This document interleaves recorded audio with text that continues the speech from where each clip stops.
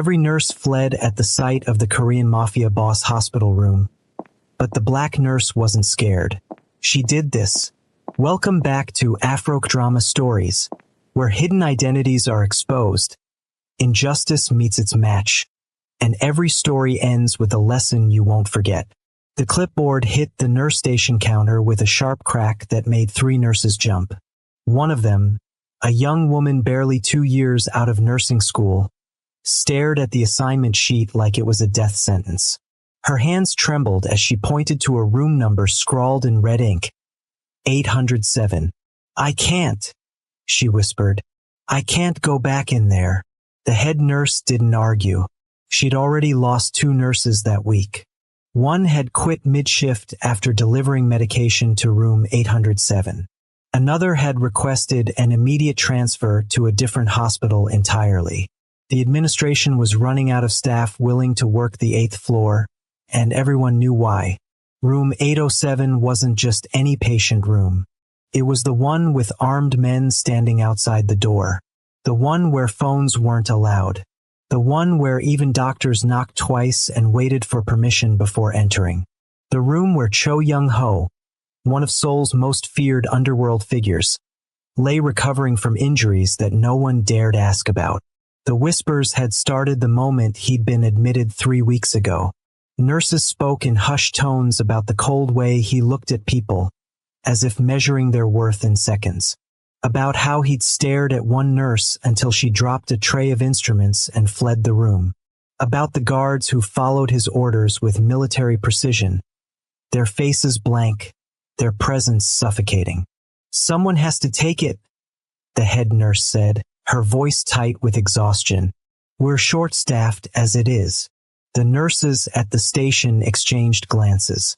No one volunteered. No one moved. That's when Elena Thompson walked in. She moved through the fluorescent-lit corridor with the kind of steady calm that comes from years of seeing chaos and choosing not to flinch. Elena was 38, with dark skin that caught the harsh hospital lights, and eyes that had witnessed more than most people twice her age. She'd worked in emergency rooms in 3 different countries, had held the hands of dying patients, had talked down people in the grip of psychosis, had navigated war-zone field hospitals during a medical volunteer stint that had changed her forever. Fear, she'd learned long ago, was just another vital sign. You acknowledged it, monitored it, but you didn't let it dictate treatment. "I'll take it," she said simply, reaching for the clipboard. The head nurse blinked. "Elena, you don't have to." "I know." Elena scanned the medication schedule, her expression neutral. "But a patient is a patient. That's why I'm here." The younger nurse who'd thrown down the clipboard stared at Elena like she'd just volunteered to walk into fire.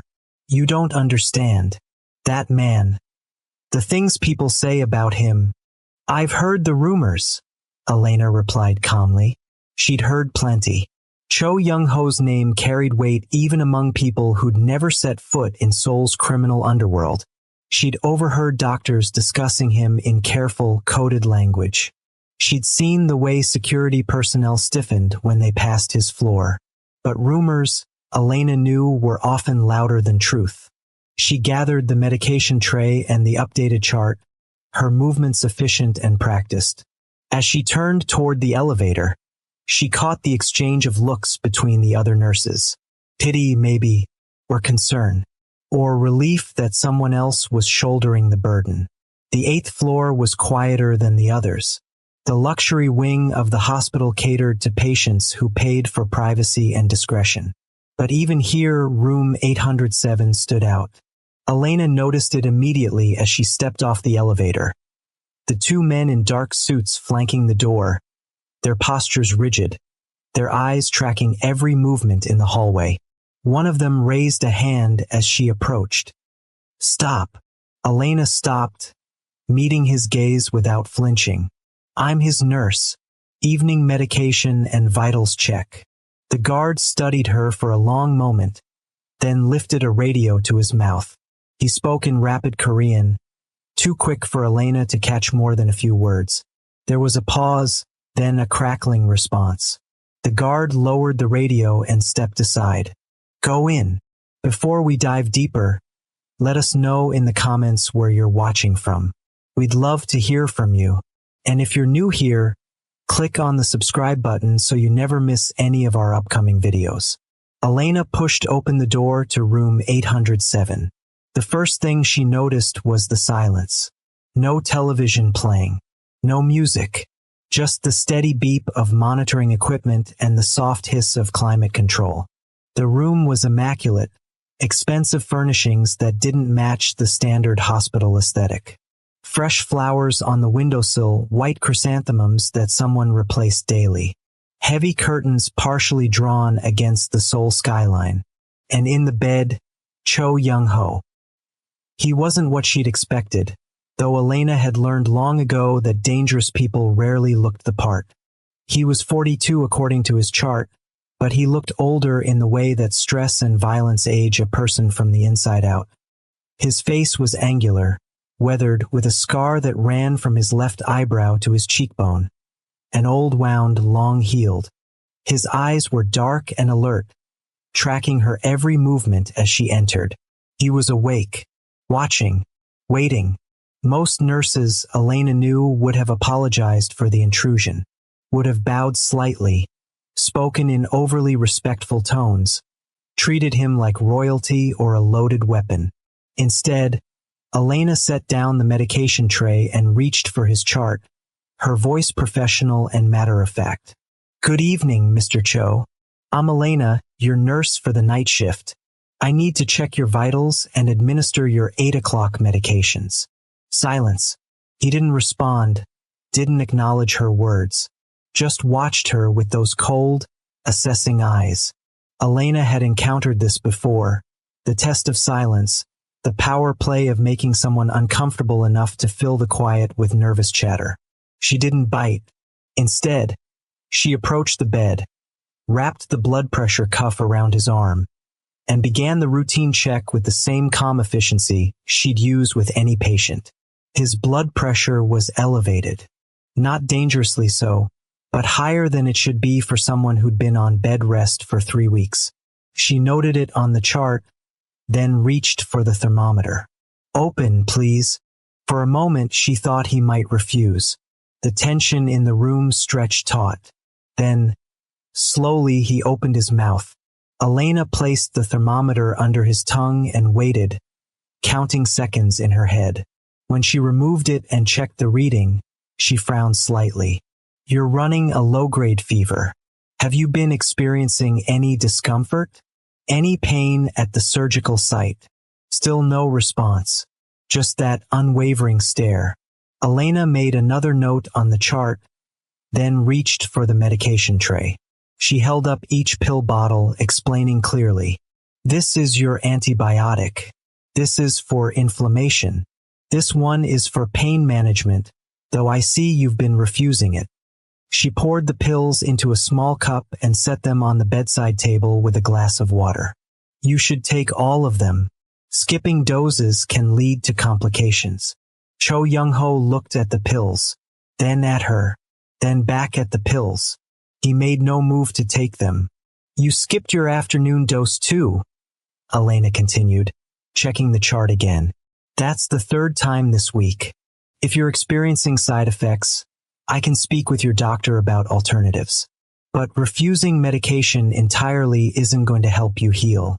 There was something almost imperceptible in his expression. A flicker of surprise, maybe, that she was speaking to him like a stubborn patient rather than a dangerous criminal. Elena had seen that look before on different faces in different circumstances. People who were used to fear often didn't know what to do with someone who refused to be afraid. She waited another moment, then shrugged slightly. "Your choice, Mr. Cho, but I'll be back in an hour to check on you, and those pills should be gone by then." She turned to leave, gathering her supplies. "Why?" His voice stopped her. It was rough and used, as if speaking required effort he rarely bothered to expend. Elena turned back. "Why what? Why aren't you scared?" The question hung in the air between them. Elena considered it, her head tilted slightly. She could have lied, could have claimed ignorance about who he was. But dishonesty, she'd learned, was just another form of fear. "I've been scared before," she said simply. "Real fear, the kind that makes your hands shake and your breath catch. I felt it in emergency rooms when we're losing a patient, in field hospitals when supplies run out, in moments when you know that what you do in the next 60 seconds will determine if someone lives or dies." She paused, meeting his gaze directly. "You're not scary, Mr. Cho. You're just a man in a hospital bed who needs medication." For a long moment he said nothing. Then, without breaking eye contact, he reached for the pills.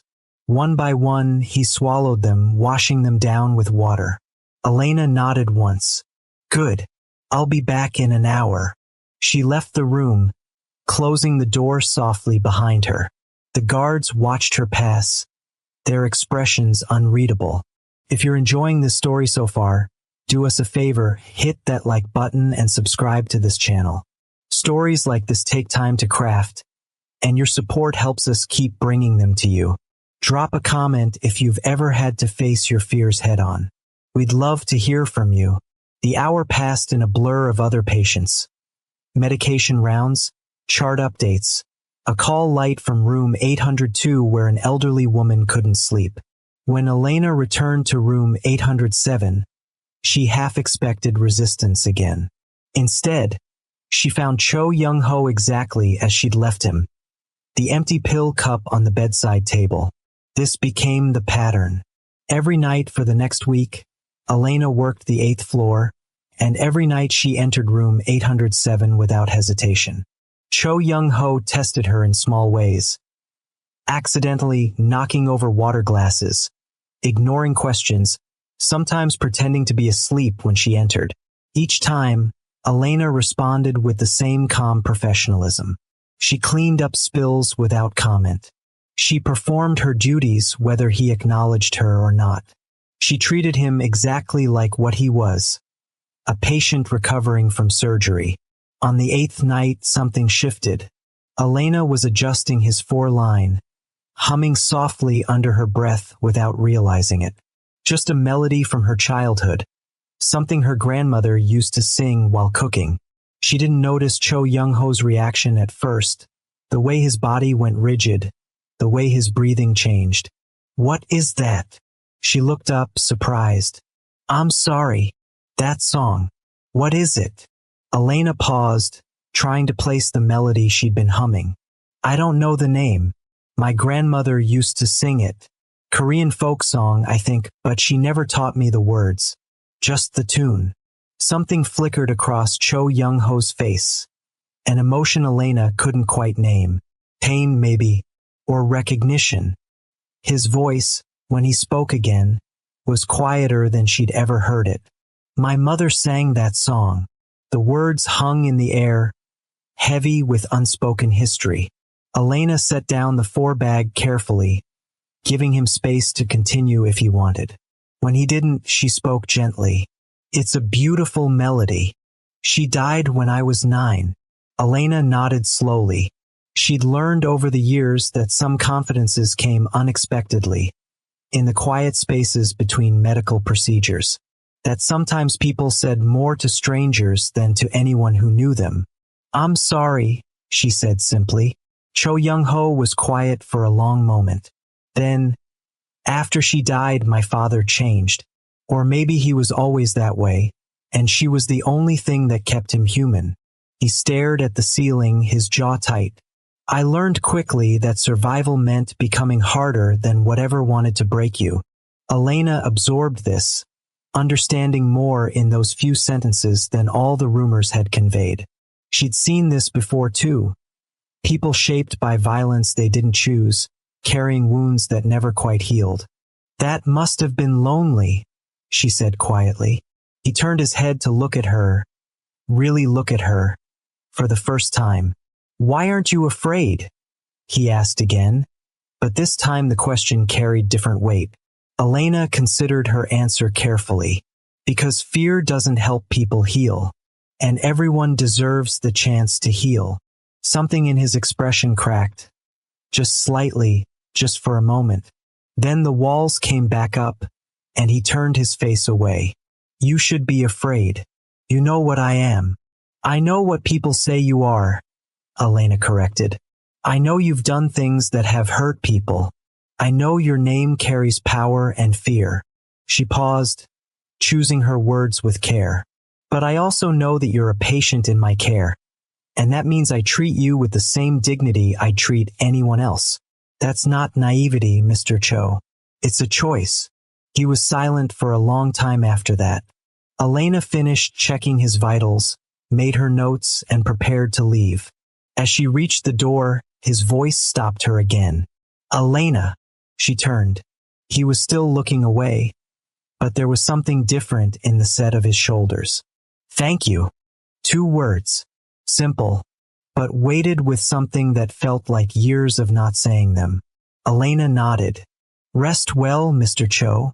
The next morning, Elena learned the truth she'd been carefully avoiding. She was in the nurse's break room, drinking coffee and reviewing charts, when 2 of her colleagues sat down with expressions of concern and curiosity. You're still taking the 807 assignment, one of them said. It wasn't a question. Yes. Do you know who he really is? Elena set down her coffee. I know he's Cho Young-ho. I know people are afraid of him. The other nurse leaned forward, lowering her voice.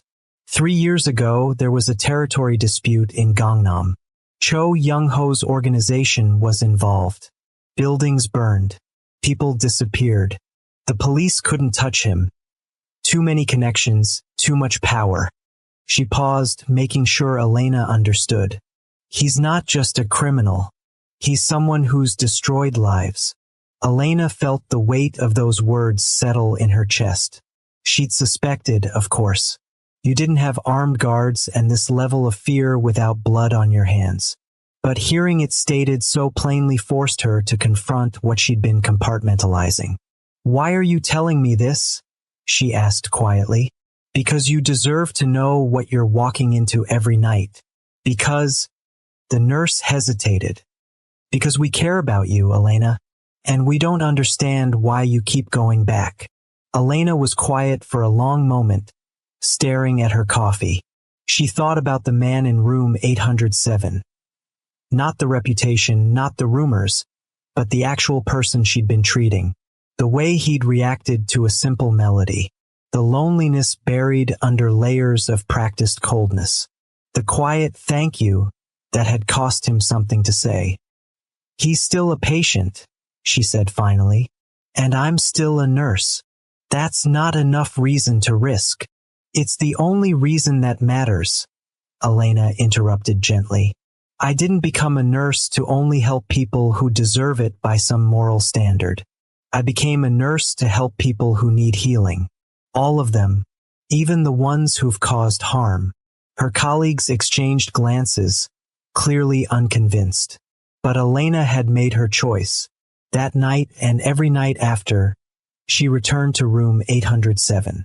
But now the weight was different. Now when she looked at Cho Young-ho, she saw not just a difficult patient, but a man whose decisions had shattered families, ended lives, perpetuated cycles of violence. It would have been easier, she thought, not to know. Ignorance had offered a kind of protection. Knowledge demanded something harder. A conscious choice to see him as human anyway. The moral tension ate at her. She found herself lying awake during the day, her sleep schedule inverted by night shifts, wrestling with questions that had no easy answers. Could you offer dignity to someone who'd stolen it from others? Could healing happen without accountability? Was her presence in that room an act of compassion or a form of complicity? She didn't have answers, but she kept showing up. 2 weeks after learning the truth, Elena arrived for her shift to find the 8th floor in unusual chaos. Doctors were conferring intense whispers. Security had doubled. The head nurse pulled Elena aside with an expression of deep concern. Mr. Cho is refusing treatment again. He won't take his medications, won't let anyone examine the surgical site, won't cooperate with physical therapy. His doctor is concerned about infection and muscle atrophy. She paused. He's asked for you specifically. Elena felt something tighten in her chest. Asked for me? He said he'll only accept care from you. No other nurses, no other staff. The head nurse shook her head. Elena, this puts you in an impossible position. We can't force you to be his exclusive caregiver. But if he continues refusing treatment, I'll talk to him, Elena said. She found him exactly as reported. Sitting up in bed, arms crossed, jaw set in stubborn defiance. 2 doctors stood near the door, looking helpless and frustrated. The guards outside had multiplied to 4, their presence oppressive. Elena dismissed the doctors with a polite nod and closed the door behind them. Then she turned to Cho Young-ho, her expression calm but firm. What are you doing? I don't want them touching me. They're doctors. It's their job. I don't care. Elena set down her bag and crossed her arms, mirroring his posture. You're being childish. His eyes flashed with something dangerous. In the hallway, she heard one of the guards shift position, alert to the change in tone. But Elena held her ground. Excuse me? You heard me. You're acting like a child throwing a tantrum because you didn't get what you want. She moved closer to the bed. You need medical care. You need physical therapy or your muscles will atrophy and you'll lose mobility. You need antibiotics or that surgical site will get infected. And you need to stop using fear as a shield against people who are trying to help you. The silence that followed was electric. Cho Young-ho stared at her, and Elena could see the calculation behind his eyes, the ingrained response of someone used to crushing opposition. But she also saw something else. Uncertainty. Why do you care? He asked finally, his voice low. Because it's my job to care. That's not an answer. Elena exhaled slowly. She pulled up a chair and sat down, something no one else had dared to do in his presence. When she spoke, her voice was softer but no less direct. You want to know why I care? Because I've seen what happens when people give up on healing. I've watched patients deteriorate because they lost hope or refused help. I've held the hands of dying people who spent their whole lives pushing everyone away.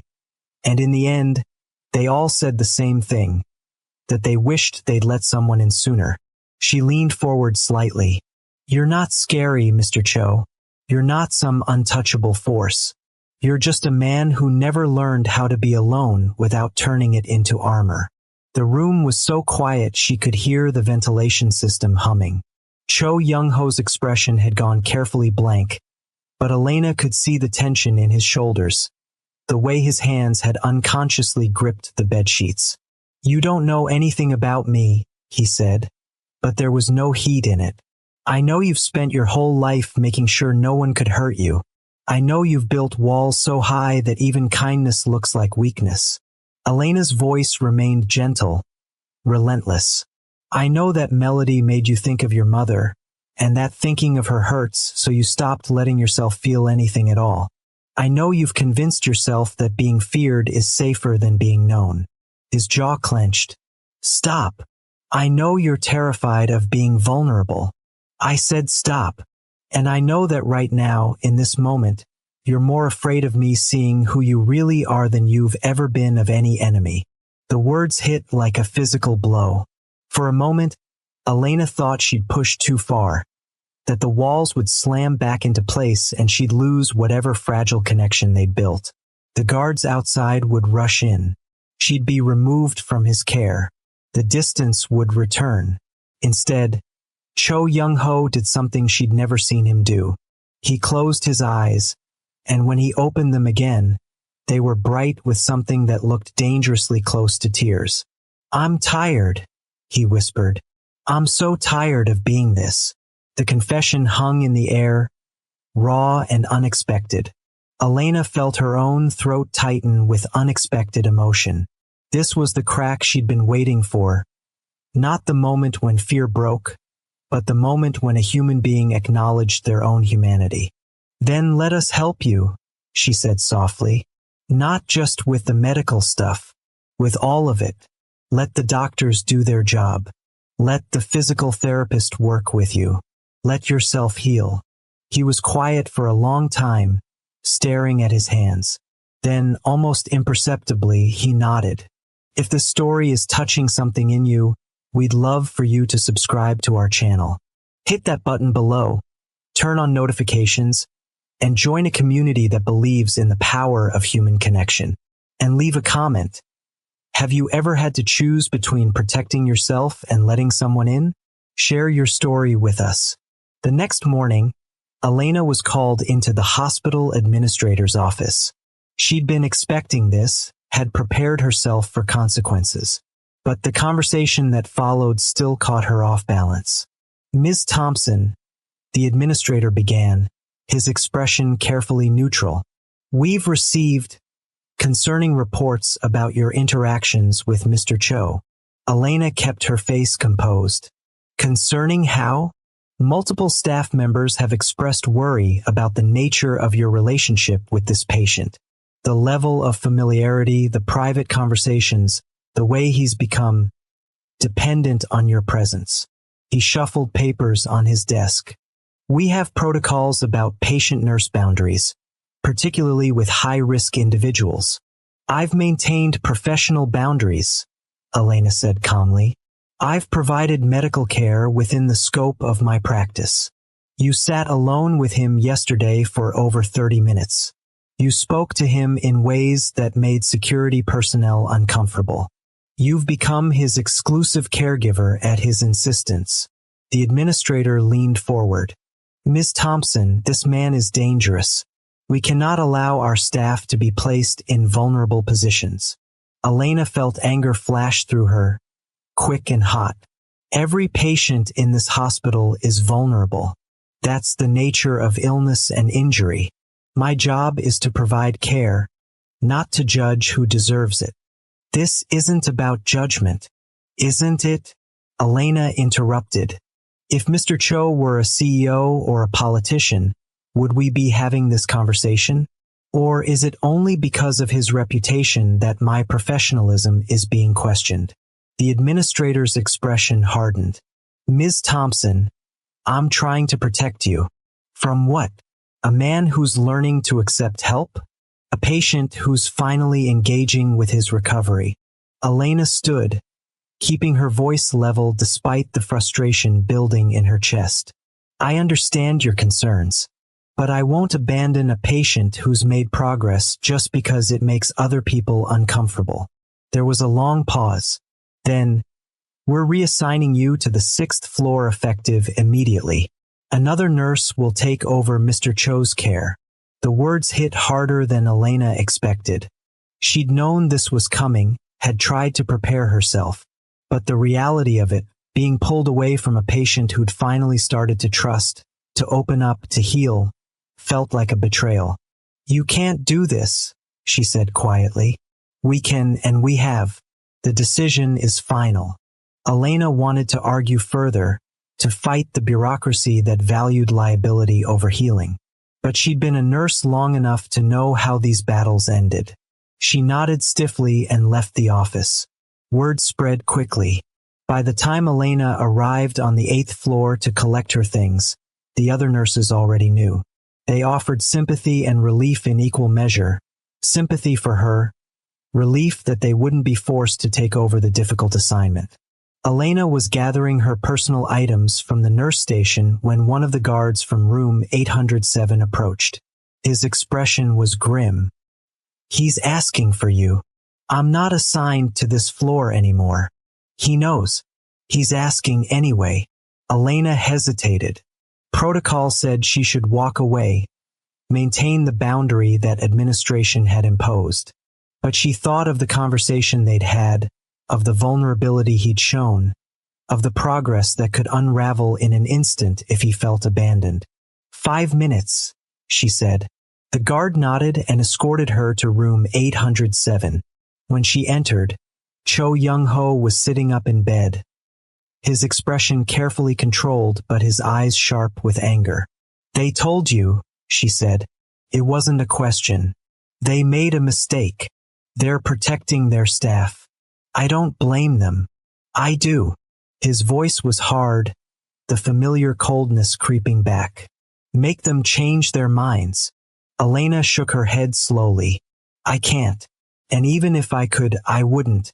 This isn't about power or influence. It's about what's best for your recovery. You are what's best for my recovery. The statement, delivered with such absolute conviction, made something ache in Elena's chest. She moved closer to the bed, her voice gentle but firm. No, I'm not.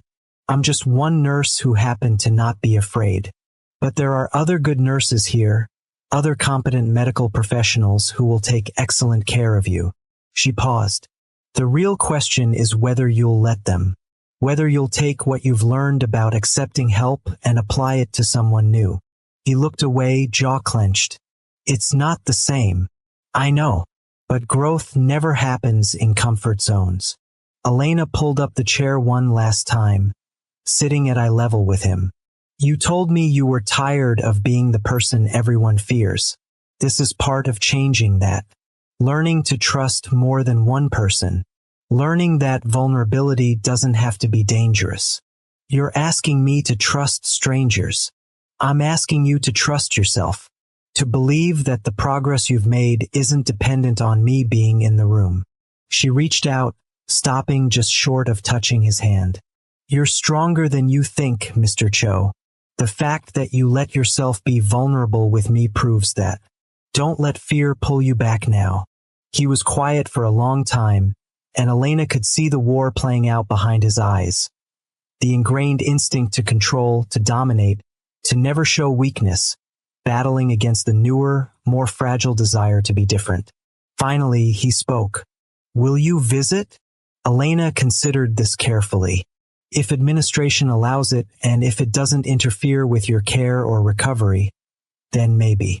But you can't make your cooperation contingent on my presence. That's not healing, that's just a different kind of dependence.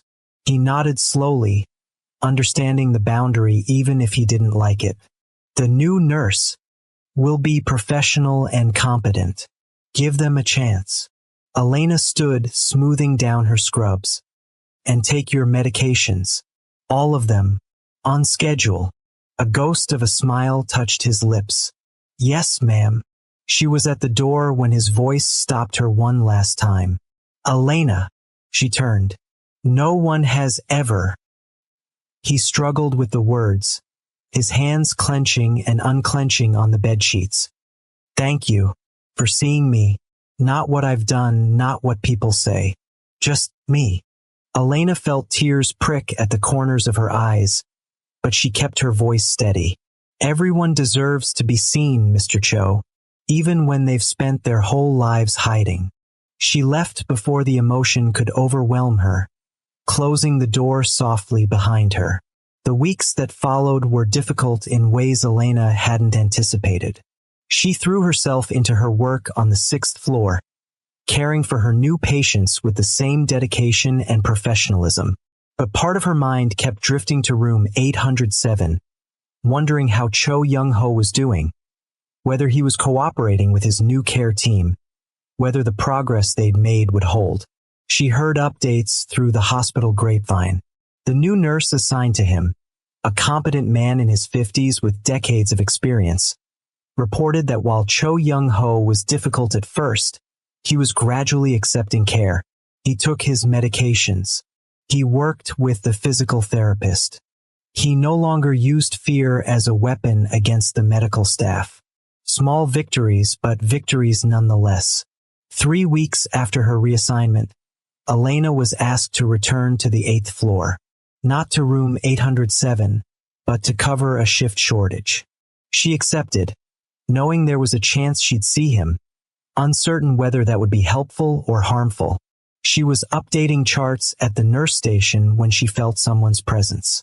She looked up to find Cho Young-ho standing in the hallway, leaning slightly on a cane but upright, mobile, clearly much improved from the bedridden patient she'd left behind. Their eyes met across the corridor. For a moment, neither spoke. Then Cho Young-ho moved closer, his steps careful but steady. You look well, Elena said quietly. I'm being discharged tomorrow. That's good. It means you've healed. He nodded, but there was something in his expression, something unsettled. I wanted to speak with you before I left. The administration approved a brief conversation. They found an empty consultation room, the door propped open per protocol, a security guard visible in the hallway. Cho Young-ho sat down carefully, and Elena took the chair across from him. I've made decisions, he began, his voice low, about my life, my organization. He paused, choosing words with obvious care. I'm stepping back. Not immediately, that would cause chaos, but gradually, transferring power, restructuring things so they're less destructive. Elena absorbed this, surprised but trying not to show it. That's a significant change. You were right. I was tired of being what everyone expected me to be. Tired of the violence, the fear, the emptiness of it all. He looked at his hands. I don't know if I can undo the harm I've caused. I don't know if there's redemption for someone like me, but I can stop causing new harm. I can choose to be different going forward. That's all any of us can do, Elena said softly. We can't change the past. We can only choose who we want to be in the present. He met her eyes.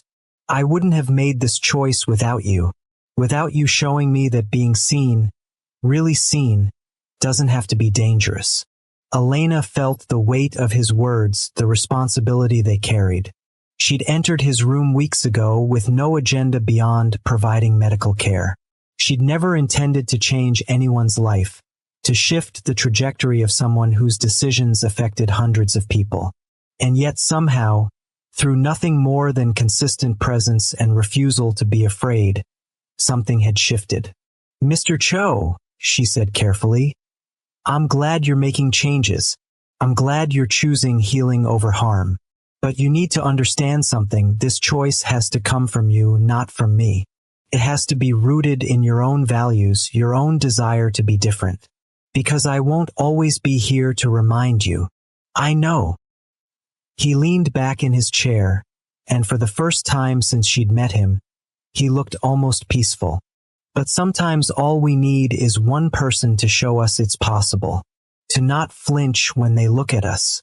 To treat us like we're human even when we've forgotten how to be.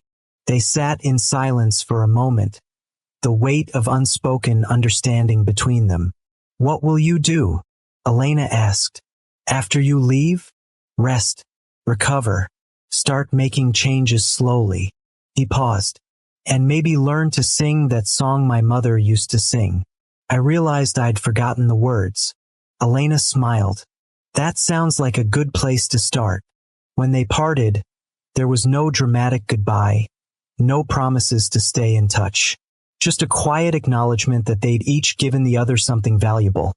Cho Young-ho, a reminder of why Elena had become a nurse in the first place. Elena, a glimpse of who Cho Young-ho could become if he chose differently. Elena watched him leave the hospital the next day from a window overlooking the main entrance.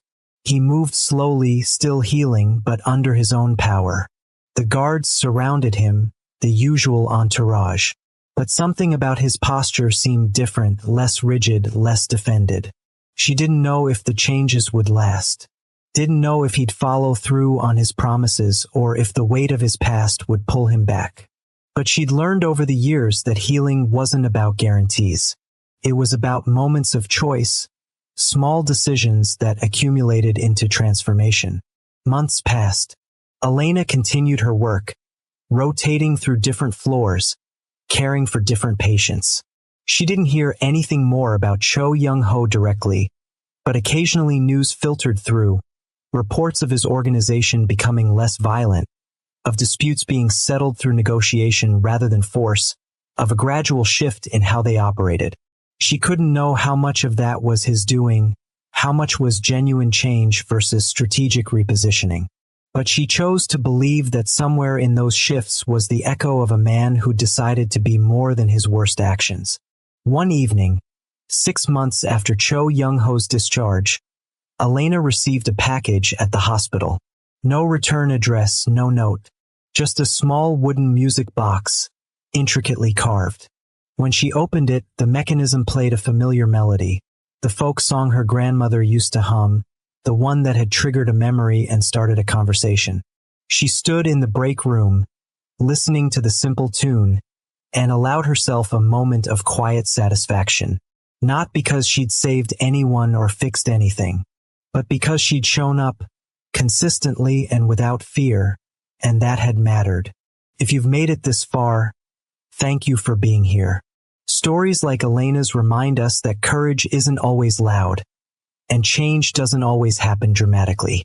Sometimes it happens in hospital rooms, in quiet conversations, in the simple act of treating someone with dignity when everyone else has given up.